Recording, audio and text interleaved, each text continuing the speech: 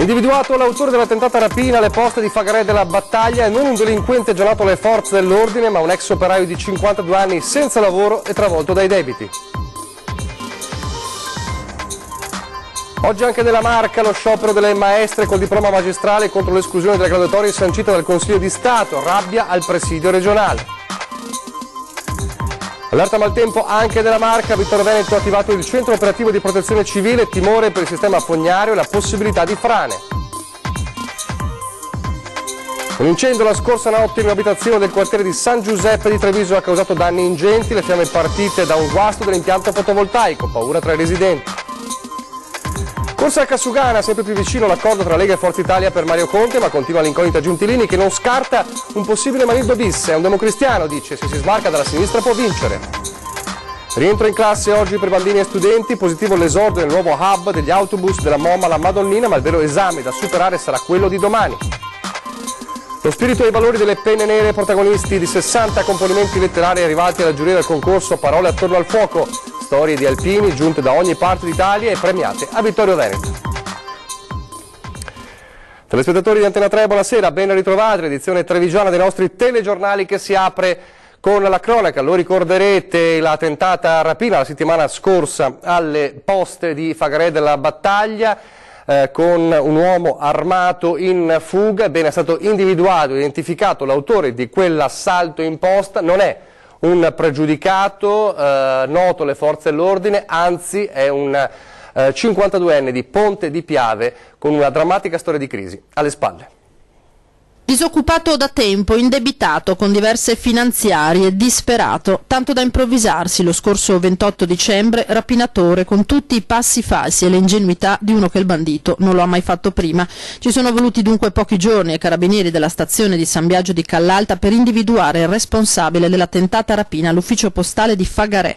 Non un criminale comune o uno sbandato già noto alle forze dell'ordine, ma un 52enne di Ponte di Piave incensurato. L'identificazione è stata resa possibile da una telecamera di videosorveglianza dalla quale siamo riusciti a riconoscere sia la vettura utilizzata per raggiungere il luogo della rapina e sia la persona che la conduceva. Attraverso poi gli accertamenti siamo riusciti a risalire all'abitazione del soggetto e sabato scorso abbiamo fatto una perquisizione. A disagio, imbarazzato, così è apparso il 52enne quando ha aperto la porta di casa ai carabinieri, ha ammesso le sue responsabilità consegnando spontaneamente ai militari la pistola a giocattolo, il passamontagna e gli abiti utilizzati durante il colpo. Non se l'è sentita di spiegare le ragioni del suo gesto davanti alla compagna, ma quando è stato faccia a faccia con il maresciallo ha raccontato dei problemi economici che lo hanno spinto a tentare la maldestra rapina. È disoccupato e quindi diciamo che è stato indotto a questo gesto dalla disperazione. Una situazione che ha ulteriormente peggiorato però col suo gesto. Il 52enne è stato denunciato a piede libero per tentata rapina. Disperato dunque e senza lavoro potrebbero essere a breve tante maestre, sono le maestre anche trevigiane con il diploma magistrale che secondo la recente sentenza del Consiglio di Stato non vengono escluse di fatto dalle graduatorie e dunque oggi lo sciopero nazionale, lo sciopero ovviamente con la manifestazione a Roma, ma c'era anche un presidio regionale a Venezia, molte le maestre trevigiane presenti.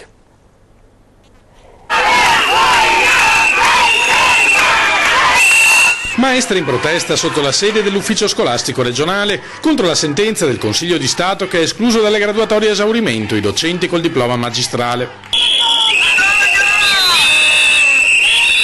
Un problema che riguarda oltre 4.000 insegnanti precari in Veneto che si troverebbero a perdere il lavoro dopo anni di insegnamento anche a causa delle nuove regole sui limiti di assunzione a tempo determinato. Dopo 10 anni di servizio veniamo mandati fuori, per 10 anni siamo serviti alla scuola, per 10 anni abbiamo accudito questi bambini con amore e devozione e adesso veniamo sbattuti fuori? No, non è giusto, non può finire così. Ci hanno dato il ruolo e ce l'hanno tolto con un calcio, senza una continuità didattica, la scuola non potrà andare avanti. Scusate, ma non ce la faccio io ad andare avanti così. Non è giusto, ci hanno tolto la dignità, vergognatevi! Il nostro ministro non ha nemmeno l'esame di maturità, noi che abbiamo magari la maturità, io ho una laurea, ho un master, mi vedo trattata in questo modo, è un'Italia ingiusta, bisogna cambiarla assolutamente, ma non per noi, per i nostri figli. Alta l'adesione allo sciopero convocato in tutta Italia, mentre una manifestazione nazionale è andata in scena nelle stesse ore a Roma di fronte al Ministero dell'Istruzione. Anche se in scadenza, gridano le maestre, questo governo ha il dovere di ascoltarci. In realtà avevano tempo 3 anni per cambiare le regole, potevano farlo in tutta tranquillità con un semplice decreto qualsiasi del Ministero. Purtroppo non hanno voluto farlo, quindi per noi è una scelta politica di questa legislatura e di questi governi. Ed ora l'allerta meteo diramata dal centro funzionale decentrato della Regione Veneto dal pomeriggio di oggi fino alle 20 di domani. Le forti precipitazioni dovrebbero interessare in particolare la zona del Piave e della Pedemontana e i confini tra il Bellunese e il Trevigiano. Motivo per il quale il sindaco di Vittorio Veneto, Roberto Tonon, ha attivato il centro operativo comunale di protezione civile dichiarando la fase di preallarme per rischio idrogeologico. Si teme in particolare che le forti piogge in arrivo mettano in crisi il sistema fognario e la rete idrografica minore, innescando anche delle frane come già se ne sono verificate in queste ore proprio nel territorio di Belluno. E intanto ieri sera a San Giuseppe la paura, siamo di nuovo a Treviso, quartiere di San Giuseppe, la paura per un incendio che ha devastato il garage di un'abitazione, un incendio innescato a quanto pare da un guasto all'impianto fotovoltaico. Tanta paura, danni ingenti, stimati in diverse decine di migliaia di euro, ma fortunatamente nessuno è rimasto ferito nell'incendio scoppiato la notte scorsa, intorno alle 3, in un'abitazione di San Giuseppe a Treviso. All'origine del rogo probabilmente un problema, l'impianto fotovoltaico. Le fiamme hanno distrutto proprio i pannelli e la tettoia del garage dove questi erano installati. L'incendio si è poi esteso alle 2 auto che erano parcheggiate sotto la copertura e a diversi attrezzi da giardino. Nessun danno invece per l'abitazione. Sul posto sono intervenuti 2 mezzi dei Vigili del Fuoco di Treviso e gli agenti della Questura.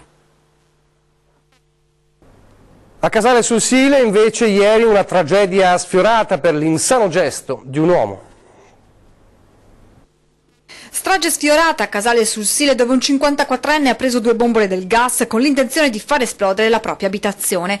Tutto inizia quando l'uomo rientra in casa, prima minaccia la compagna, poi quando i vicini chiamano i carabinieri porta all'interno le 2 bombole, ne apre le valvole per far saltare in aria tutto. All'arrivo dei militari si scaglia contro di loro afferrando un coltello, poi con un grosso martello tenta di colpirne uno alla testa. Sono attimi concitati, alla fine i carabinieri riescono a bloccarlo e a condurlo in caserma dove viene arrestato per resistenza a pubblico ufficiale e maltrattamenti in famiglia. La compagna infatti lo ha denunciato per le violenze fisiche subite nel corso degli anni. E a proposito di violenze subite nel corso degli anni, una terribile storia di violenza tra le mura domestiche, protagonisti marito e moglie, una storia davvero incredibile. Una brutta storia, purtroppo l'ennesima, di violenze tra le mura domestiche, abusi sessuali subiti da una moglie da parte del marito e giustificati, se così si può dire, dall'uomo solo per il fatto che i 2 fossero sposati e quindi lui fosse legittimato ad avere rapporti con la compagna anche se quest'ultima non lo volesse. Una serie di episodi che si sono consumati durante alcuni giorni e che hanno spinto la donna a chiedere l'intervento delle forze dell'ordine. Lui, un 51enne trevigiano, è stato così iscritto nel registro degli indagati per violenza sessuale. Nei prossimi giorni verrà ascoltato dal magistrato per sentire la sua versione dei fatti. Quanto raccontato dalla moglie dell'incredibile, il marito l'avrebbe costretta in 3 diverse occasioni, una dopo l'altra, ad avere rapporti sessuali con lui, nonostante la donna si fosse chiaramente opposta. Dopo l'ultimo episodio, esasperata, ha chiesto aiuto alle forze dell'ordine che hanno iniziato le indagini e ricostruito quanto accaduto nell'abitazione della coppia. Adesso la pagina politica, partiamo dalla politica nazionale con i suoi riflessi ovviamente in Veneto e anche nel Trevigiano con l'accordo di Arcore del centrodestra, l'accordo tra Berlusconi, Salvini e Giorgia Meloni e con il cosiddetto quarto polo, la quarta gamba, noi con l'Italia. Un accordo che però prevede, almeno per ora, il veto di Matteo Salvini, del segretario federale della Lega Nord, su 2 veneti come Enrico Zanetti e Flavio Tosi, che rispondono oggi. Tosi dice questo è un veto personale e non politico, e poi c'è anche la risposta dell'ex sottosegretario Enrico Zanetti. Sentiamo. Nemmeno il tempo di stringere l'accordo nel centrodestra, che già tra alcuni dei protagonisti in campo volano scintille che ora ci si chiede se sarà possibile spegnere da qui al 4 marzo. Il pranzo ad Arco nella villa di Silvio Berlusconi, immortalato sotto l'albero di Natale, insieme agli altri due leader, Matteo Salvini e Giorgia Meloni, di fatto apre alla quarta gamba. A noi con l'Italia, dei vari Fitto, Lupi, ma anche dei veneti Enrico Zanetti e Flavio Tosi. Nomi, questi ultimi due, che non piacciono al Carroccio, pronto a porre un veto. Io non ho nessuna difficoltà a non candidarmi se a chiedermelo fosse il mio di partito. È chiaro che non il sottoscritto, ma noi con l'Italia non può accettare veti. La Lega giustamente faccia la battaglia per avere più seggi possibili, noi cercheremo di avere quello che meritiamo per quel che pesiamo, ma poi ognuno decide chi sono i suoi candidati. Ma se la Lega potrebbe anche chiudere un occhio su un'eventuale candidatura di Enrico Zanetti, non sembra pronta a fare altrettanto per Flavio Tosi, ex sindaco di Verona, ma soprattutto ex leghista e fondatore del movimento Fare. Ricordiamoci che Tosi è stato il nostro avversario sia alle comunali di Verona, ma soprattutto in quelle che sono state le amministrative per la regione del Veneto. Quindi si è contrapposto a Luca Zaia, quindi è impensabile che dopo 2 anni si possa dimenticare tutto come nulla fosse successo. Ad Are non piace poi la proposta avanzata da Renato Brunetta del cosiddetto quadrifoglio, ovvero di creare dopo le elezioni un soggetto politico unitario che riunisca l'intero centrodestra. Noi abbiamo le nostre diversità, abbiamo le nostre esigenze, noi siamo alternativi ma comunque in compensazione con quella che è Fratelli d'Italia o comunque Forza Italia, e quindi nella diversità possiamo portare il nostro apporto a questa coalizione. E a proposito di patto Lega-Forza Italia, c'è ovviamente l'attesa per l'ufficialità di quello che ormai sembra un accordo fatto. Parliamo di Cassiugano 2018, quindi entriamo nell'ambito delle elezioni amministrative. Sembra sempre più vicino ormai l'accordo tra Lega e Forza Italia per Mario Conte, candidato unico del centrodestra. Si attende di fatto soltanto l'ufficialità, mentre continua l'incognita Gentilini, che da una parte si smarca ancora una volta dalla Lega Nord, dall'altra non scarta più del tutto un possibile Manildo bis, anche se lo fa a suo modo. È un sporco democristiano, quindi se diventasse un democristiano pulito potrebbe anche aspirare a ritornare sindaco, ma io voglio un democristiano pulito. Il soggetto in questione è niente meno che l'attuale sindaco Giovanni Manildo, e l'apprezzamento, non sappiamo se gradito o meno, è arrivato con la Befana da chi comunque non nega il passato scudo crociato. Io ho fondato con il papà di Manildo la Democrazia Cristiana. Quindi autorevole giudizio, fatto quasi in famiglia, che non mancherà di muovere ulteriormente le acque nel centrodestra in vista delle prossime elezioni per Cassiugana. Un appoggio all'attuale sindaco, seppur con tutti i se e tutti i ma, tutt'altro che scontato dallo sceriffo, che sull'altro fronte si sente sempre più distante dalla compagine di centrodestra, dalla quale sta ancora attendendo un segnale chiaro sul candidato sindaco. Io non aspetto le elezioni politiche. Io ho patrocinato Andrea De Chicchi perché vedevo un uomo dalle mani pulite e dall'occhio che può guardare qualcuno negli occhi, perché io credo ancora nella serietà di De Chicchi, perché i patti non sono, come diceva Hitler, sono pezzi di carta, sono cose che sono come fanno gli indiani, il sangue con i 2 polsi. E quindi io aspetto la risposta di un uomo in cui ho sempre creduto, Andrea De Chicchi. Allora vedremo nelle prossime ore se De Chicchi risponderà all'appello di Gentilini. Intanto torniamo a parlare di città e di viabilità, perché oggi pur con la questione delle maestre e qualche disagio dovuto ovviamente allo sciopero delle maestre, c'è stato il rientro generale in classe per bambini e studenti trevigiani ed era molto atteso l'esordio del nuovo hub degli studenti della MoMA alla Madonnina per smistare, per snellire il traffico in centro. È stato un bilancio positivo, la prima giornata ok, ma il vero test sarà domani. Oltre 500 ragazzi stamattina tranquillamente sono scesi dai mezzi che arrivavano dall'area extraurbana per poi salire su queste navette e raggiungere velocemente gli istituti, anche arrivando prima a scuola rispetto al servizio classico. Per Mome Comune l'esordio del nuovo hub alla Madonnina è stato un successo. Lo snodo del trasporto scolastico per gli studenti degli istituti superiori di Viale Europa a Retto all'Urto, divieto di sosta per le auto dalle 6 alle 8, ma già alle 7:50 l'area era sgombra. Si conferma che è una politica giusta, quella di decongestionare il traffico del centro e di garantire una maggiore sicurezza nei percorsi casa-scuola per i nostri ragazzi e anche una maggiore fruizione delle nostre strade da parte dei cittadini trevigiani che le vedono svuotate dagli autobus che portavano gli studenti. Sulla bretella in via Castellana sono stati deviati ben 32 mezzi provenienti da Noalese, Feltrina e Castellana stessa. Da lì sono partite le navette che hanno portato a destinazione i ragazzi in 8 minuti contro i 20 che la tappa in stazione comportava, alleggerendo la città sia in termini di traffico che di inquinamento. Ma la vera prova del 9, dicono da Mom, sarà domani, giorno di mercato e con previsioni di pioggia. Se i correttivi che noi stiamo studiando e riusciamo a metterli in campo e domani tiene tutto, direi proprio che con orgoglio tutta Mom riesce a superare e ha dato una risposta vincente per il trasporto scolastico dall'hub agli istituti di appartenenza.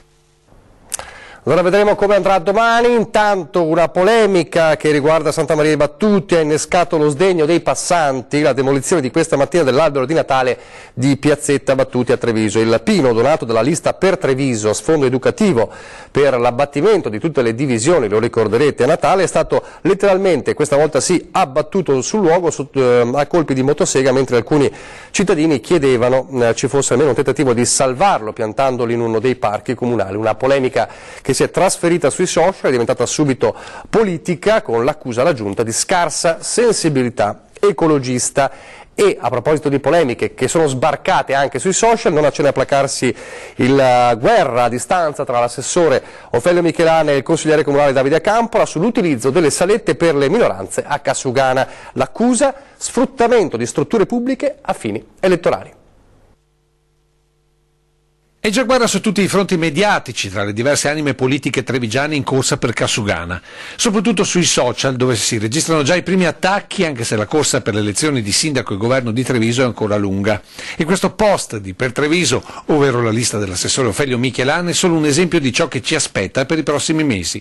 Di mira l'utilizzo delle salette a disposizione dei consiglieri di minoranza nel cortile del municipio, definite dal post uffici dove si firmano contratti elettorali anziché ascoltare le esigenze dei cittadini. Sottolineatura al vetriolo per i consiglieri che stanno utilizzando questi spazi da tempo, come Maristella Caldato, o relativamente da pochi giorni come Davide Acampora. Un attacco, bisogna dire, in perfetta par condicio ad un consigliere del PD come all'altro di Fratelli d'Italia, oggi tra l'altro rimasto fuori dalla sala. L'hanno lasciata fuori stavolta. Sì, pare che non vogliono farmi fare un servizio per i cittadini, quello che insomma ho annunciato e ho scatenato un putiferio. Gli altri dicono che lei fa campagna elettorale così qua, alle spese dei cittadini. Ma non è vero che sto facendo campagna elettorale, perché io sto facendo quello che ho sempre fatto da quando sono stato eletto, solo che adesso, oltre che andare in giro a domicilio o incontrare i cittadini davanti a una tazza di caffè in città, ho detto che c'è anche questa possibilità di venire qua il sabato mattina a 3 ore. È una cosa in più che sto facendo rispetto a quello che ho sempre fatto, solo che ho dato fastidio a qualcuno probabilmente, che magari sabato mattina, invece che farsi venire qua come faccio io, vuole farsi gli affari propri. Altra polemica destinata a continuare. Fra pochissimo ritorniamo dopo la pubblicità e parleremo anche di alpini.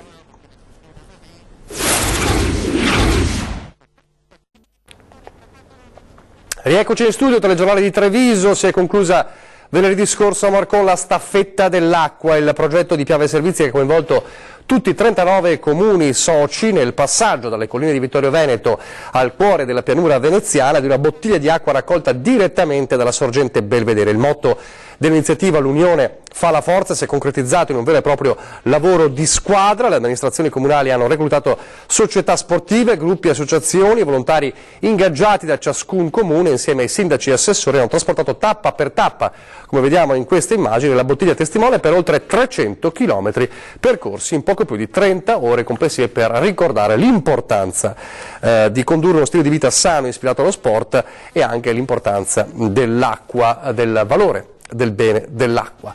Valore che è anche un valore ovviamente che riguarda l'etica, una vita fatta anche di donazione, di donare la propria forza per portare aiuti. Sono tutti i valori degli alpini, valori che vengono raccontati in 60 opere letterarie in un concorso che è andato in scena con la premiazione a Vittorio Veneto.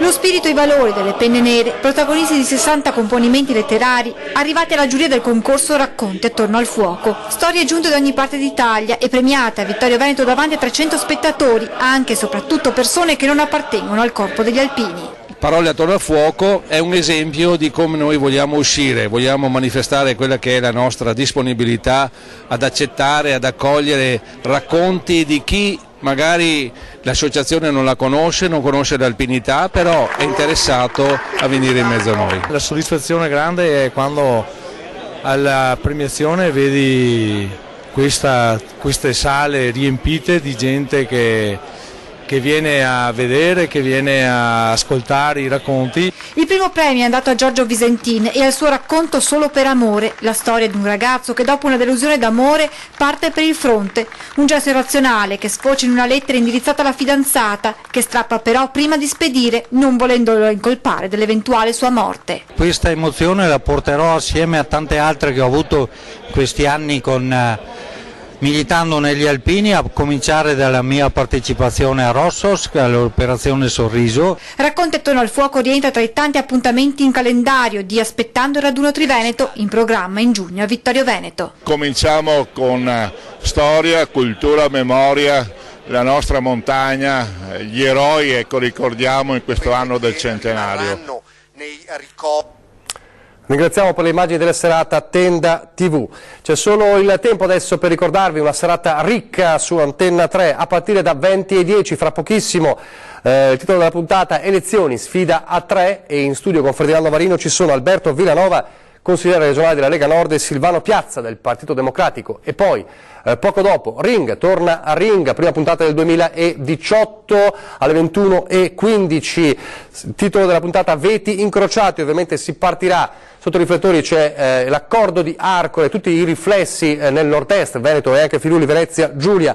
Giovanni Manildo, sindaco di Treviso, tra gli ospiti assieme a Flavio Tosi, Noi con l'Italia, grande protagonista proprio del veto di Salvini, Andrea Castagna di Liberi e Uguali e Jacopo Berti, consigliere regionale del Movimento 5 Stelle. È davvero tutto, vi lascio le previsioni del tempo. Grazie per averci seguito e arrivederci.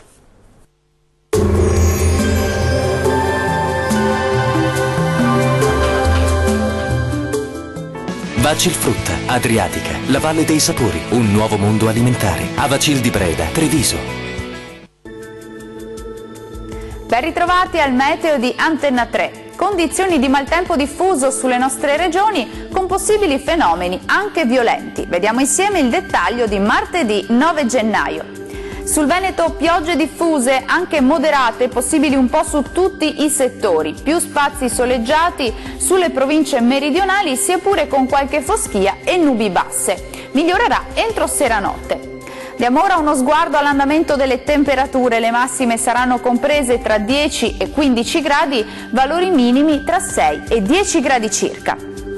Spostiamoci ora a vedere che tempo farà sul Friuli, Venezia e Giulia. Anche qui condizioni di maltempo intenso su tutti i settori, con piogge diffuse anche di moderata intensità e con rischio di locali nubifragi. Generale miglioramento entro la nottata. Le temperature massime saranno comprese tra 11 e 14 gradi, valori minimi tra 9 e 12 gradi circa. Concludiamo infine con uno sguardo alla situazione del Trentino Alto Adige. Sarà instabile anche sulla nostra regione, con molte nubi e precipitazioni diffuse, specie sui settori meridionali, localmente anche a carattere nevoso altrove. Le temperature massime saranno comprese tra 5 e 9 gradi, minime tra 7 e 2 gradi circa. Il mare sarà generalmente molto mosso, i venti moderati meridionali. Dal meteo per ora è tutto, arrivederci.